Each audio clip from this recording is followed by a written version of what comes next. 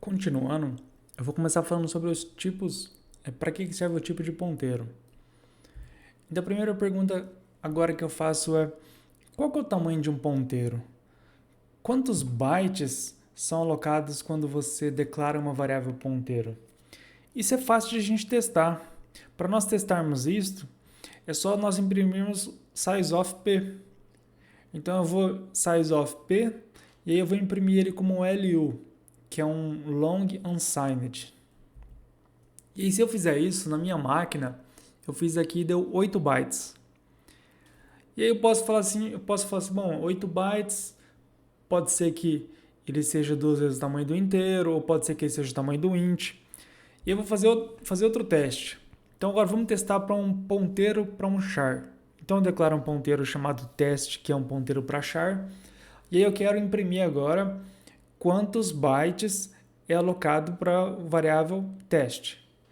E aí eu faço o mesmo teste e ele imprime o mesmo valor 8. Mas por que o ponteiro para int e o ponteiro para char é alocado a mesma quantidade de memória? A questão aqui é que o ponteiro armazena endereços. Então não importa o tipo do ponteiro, todo ponteiro vai armazenar endereço. Então todos eles vão precisar ser do mesmo tamanho. Então é por isso que tanto um ponteiro para char quanto um ponteiro para inteiro, eles são do mesmo tamanho.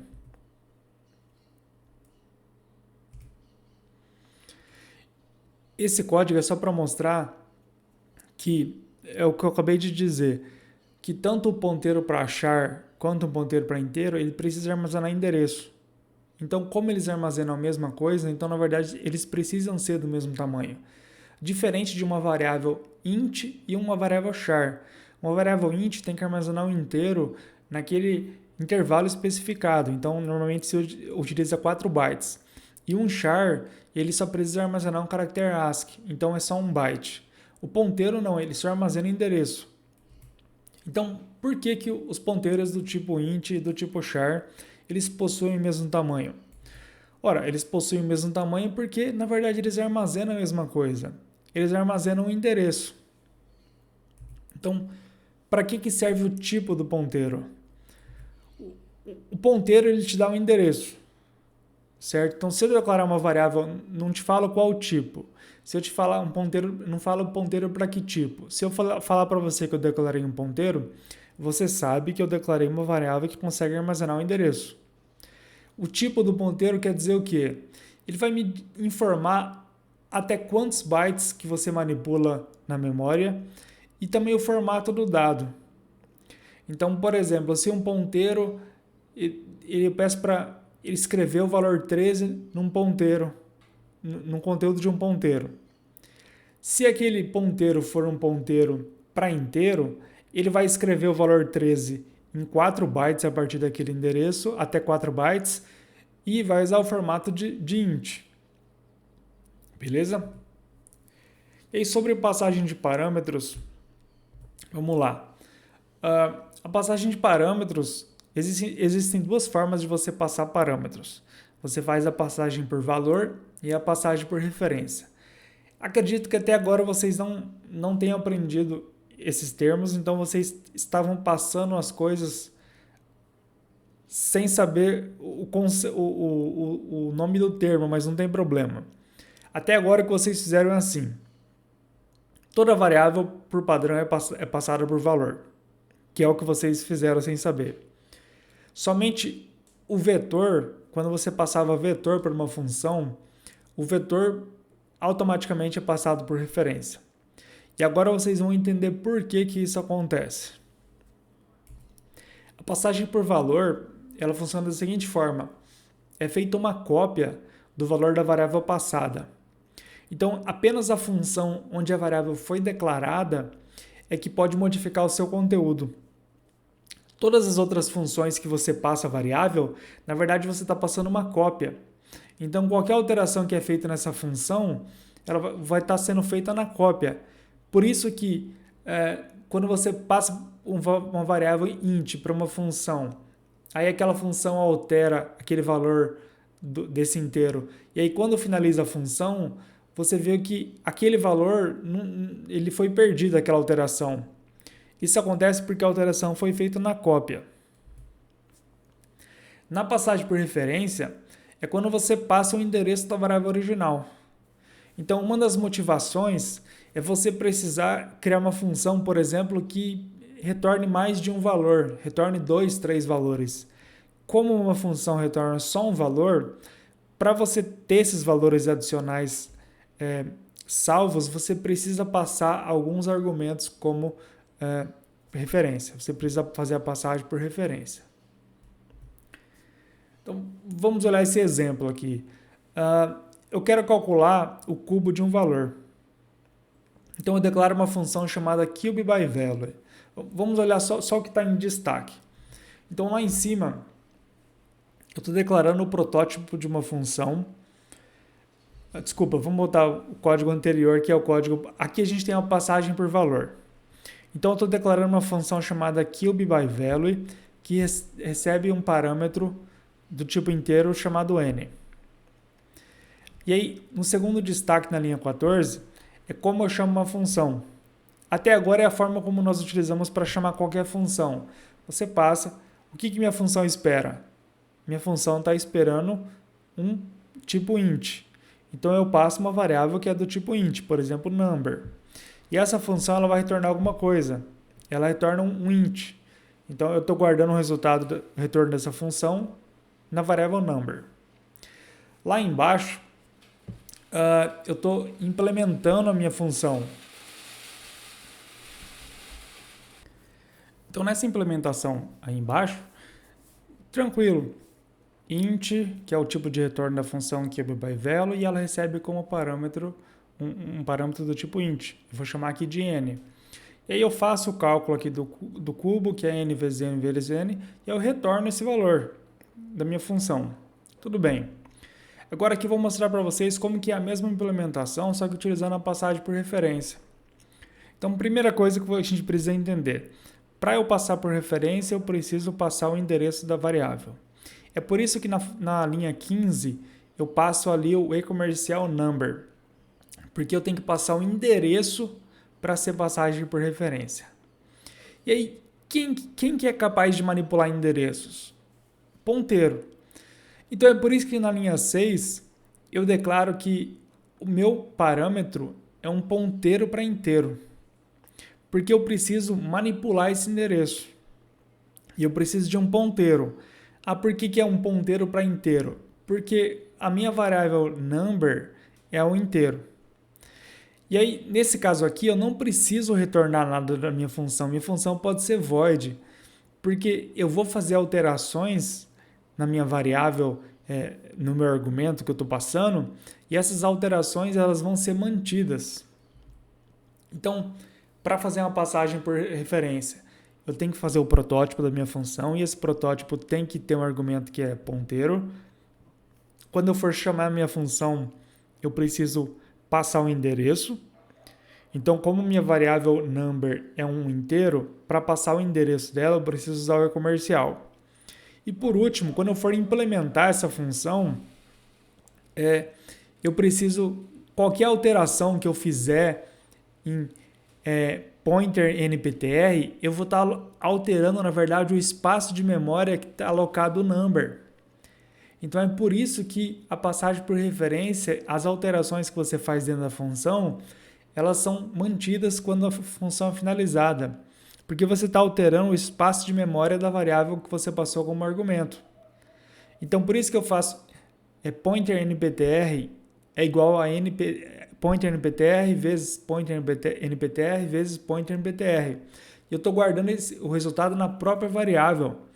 E aí, quando eu finalizar essa função, esse valor vai ser mantido, não vai ser perdido. Então, a passagem por referência e a passagem por valor é mais ou menos como a gente consegue ver nessa imagem. Na passagem por referência, você está passando a própria xícara.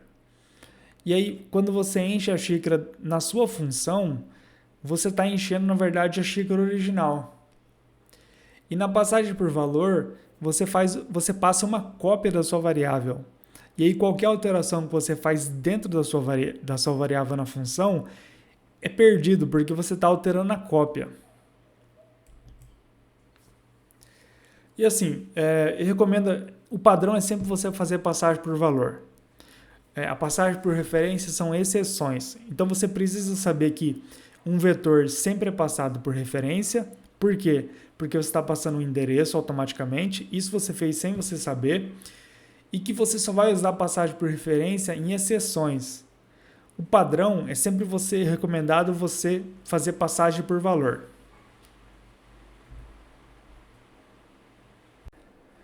Agora nós vamos falar sobre o qualificador const. É interessante reforçar o uso do qualificador const, porque com a passagem por referência, muita coisa errada pode acontecer.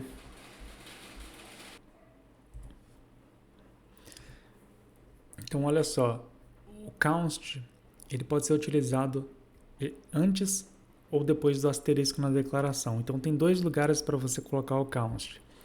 E o significado é diferente. Então, por exemplo, você pode colocar, por exemplo, nesse caso aqui eu estou colocando antes. Então, eu estou declarando uma variável myPtr, que é um ponteiro constante para int. É assim que você lê essa declaração. Um ponteiro constante significa que esse ponteiro, uma vez atribuído um endereço para ele, que aqui no caso é o endereço da variável x, eu não consigo fazer esse ponteiro apontar para outra variável, para outro endereço. Então, repetindo, você usar o const após o asterisco significa que esse const se refere ao ponteiro. Então, é um ponteiro constante, é um ponteiro que você não consegue alterar para quem ele está apontando. O const antes do asterisco se refere ao tipo do dado. Então, por exemplo, aqui eu tenho uma variável myPtr, que é um ponteiro para um inteiro constante. Então, quem é constante é um inteiro. Ou seja, você consegue fazer o seu ponteiro apontar para outros endereços, só que em nenhum caso você vai ser capaz de alterar o conteúdo desse endereço que ele está apontando. E aí, o interessante é que você consegue usar os dois counts ao mesmo tempo. Mas eu vou mostrar para vocês isso só para dizer assim que isso é possível, mas é muito pouco utilizado. Eu nunca vi na prática utilizado os dois counts. Então, no último caso, você tem o ponteiro que é constante e ele aponta para um inteiro constante. Então, você não consegue nem alterar o conteúdo do endereço que ele está apontando e nem fazer esse ponteiro apontar para outros endereços. Tá? Eu vou passar simplesmente os slides para vocês e vocês olhem o código em detalhe. Aqui, com calma, aqui eu quero só para a gente dar uma passada e eu explicar para vocês um pouco de como que a variável está declarada esse ponteiro e para a gente ver se faz sentido ou não. Então, olha essa função. Essa função ela se chama na linha 8, convert to uppercase. Então, pelo que está descrito, ele vai converter um vetor de caracteres tudo para maiúsculo. E esse ponteiro aqui, que é o parâmetro, ele é um ponteiro que ele não tem nenhum const. Então, eu posso fazer tanto esse ponteiro receber novos endereços, quanto eu consigo alterar o conteúdo desse endereço que ele está apontando. Então, ambas as coisas são modificáveis, tanto o SPTR, que seria o endereço, quanto pointer SPTR, que seria o operador em direção, o conteúdo desse endereço. Isso faz sentido nesse código, que aí depois vocês olhem com mais calma, que tanto eu altero o SPTR fazendo ele apontar para outros endereços, quanto eu também faço... eu altero o conteúdo, o pointer SPTR também. Beleza? E aí, continuando, eu tenho uma função na linha 7 chamada print characters, que vai só imprimir os caracteres. Então, se eu vou imprimir, se eu quiser, eu posso prevenir e dizer assim, você não pode alterar o conteúdo desse vetor de caracteres se você vai receber. E é isso que esse argumento aqui está dizendo. eu estou declarando um ponteiro chamado SPTR que ele aponta para char constante, ou seja, eu não consigo alterar o conteúdo desse char, beleza? Então o SPTR é modificável porque eu consigo fazer o SPTR apontar para vários endereços ao longo do programa, só que o pointer SPTR não é, porque eu não consigo alterar o conteúdo por causa desse const. E aí você depois confiram nesse código que é isso que está acontecendo. Esse código, essa função, eu altero para quem o SPTR está apontando, só que eu não altero o conteúdo no caso do char. E eu não permito fazer isso também. E é até interessante que se você for olhar nessa linha 27 aí, ele vai fazer uma coisa que é o que nós vamos ver nesse próximo conteúdo, que a gente chama de aritmética de ponteiros. Você está vendo que eu estou dando SPTR++, só que o SPTR ele é um ponteiro. Então a pergunta agora é como que isso funciona? Se eu fizer um mais no ponteiro, o que ele faz? E é isso que nós vamos ver agora na aritmética de ponteiros. Então, considere V um vetor com 5 elementos em uma máquina, onde um inteiro, um tipo int, possui 4 bytes. Então, considere VPTR um ponteiro do tipo int. Então, V é um vetor e VPTR é um ponteiro. Você já deve ter notado que, só comentando que ao passar um vetor por uma função, sempre é passado por referência. Isso acontece porque o próprio nome de um array, um vetor, é o seu endereço. Então, existe uma relação de proximidade entre ponteiros e arrays, e a gente vai começar isso a ver agora. Então, como que eu faço para o ponteiro pode apontar para um vetor? Pode. E como que eu faço isso? Se você for, você pode fazer o seguinte: o VPTR recebe V. Isso significa que o VPTR está apontando para o vetor. Aí você pergunta, mas por que eu não estou usando o e-comercial antes do V? É porque o nome do vetor, só o nome do vetor já é o endereço dele. Essa é uma explicação de por que você sempre passou por referência a vetores sem muitas vezes saber. É porque o nome do vetor é o endereço. Tá? Isso a gente vai, no próximo assunto a gente vai explicar isso um pouquinho mais. Então a questão é, se eu fizer VPTR mais igual a 2, o que ele vai fazer? Bom, vamos olhar um exemplo mais com valores mais claros para a gente poder explicar melhor. Então eu tenho um vetor, esse vetor é de 4 posições, V0 até V4. Imagine que o vetor começa lá na endereço de memória 3000. E aí se eu fiz o VPTR, recebe o V. Então o VPTR está guardado o valor 3000, que é o valor onde começa o vetor V. E aí se eu fizer mais igual a 2, o que você precisa entender é que você não vai estar somando 2 bytes. O que você vai estar fazendo é 2 posições. Então, VPTR mais igual a 2 significa que ele está somando 2 posições. 2 posições de quê? Aí depende do tipo do seu ponteiro. Como o meu ponteiro é um ponteiro do tipo int, mais igual a 2 significa que eu estou somando 2 posições do tipo int. Beleza? Que nesse caso a gente supôs que cada inteiro era 4 bytes. Então, no final, esse mais igual a 2 vai estar somando 8 bytes. E aí você precisa entender que a aritmética de ponteiros é dependente de máquina. Porque assim, a aritmética de ponteiros depende de sua máquina, qual que é o tamanho do int, qual que é o tamanho do seu compilador do int. Então, assim, quando você faz mais igual a 2, mais igual a 1, você sempre pensa em posição. Fala, estou somando uma posição, 2 posições, 3 posições, do tipo do meu ponteiro. Tá? Erros comuns para você evitar. Evite utilizar a aritmética de ponteiro em um ponteiro que não referencia um array e subtrair ou comparar 2 ponteiros que simplesmente não referenciam elementos do mesmo array. Tá? Evite fazer subtração de ponteiros. Tá? Não importa quão boa seja a sua ideia, não faça subtração de ponteiros, Esse tipo de coisa é para evitar. E aritmética de ponteiros, assim, evite também ao máximo fazer conversão de ponteiro. Você pode fazer conversão entre... Eu tenho aqui um ponteiro que é do tipo int pointer. Eu quero converter ele para o float pointer. Cara, não vai funcionar. Porque assim, a única coisa que você tem que entender, a única conversão que funciona é o seguinte. Algumas funções, elas pedem para você passar um endereço. Ou retornam um endereço. E às vezes, por exemplo, o malloc. O malloc retorna um void pointer. O void pointer significa um endereço para qualquer coisa. Aí sim faz sentido você converter de um void pointer para dizer, olha, é um int pointer. Vou fazer um cast do void pointer para um int pointer. Vou fazer um cast do void pointer para um float pointer. Aí tudo bem, mas não faça conversão entre tipos definidos, entre char pointer para int pointer, esse tipo de coisa só dá errado.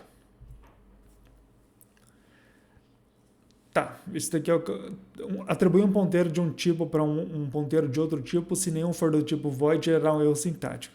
O que eu falei para você não fazer, aparentemente você nem consegue fazer porque vai dar erro. Mas eu falo porque, como C não é muito padronizado, a questão dos compiladores, muitas vezes você pode achar um compilador que permite você fazer algumas coisas. Então, assim, é interessante você, independente do compilador muitas vezes te falar, é interessante você saber o que está errado ou não. E agora a gente vai falar um pouco sobre as semelhanças e a proximidade que existe entre ponteiros e arrays. Ponteiros e arrays eles são altamente relacionados. Na verdade, os arrays eles são como ponteiros constantes. Então lembra, a gente está falando que o ponteiro é constante, ou seja, eu não consigo fazer o vetor apontar para guardar outro endereço. Então é um ponteiro constante, mais ou menos isso.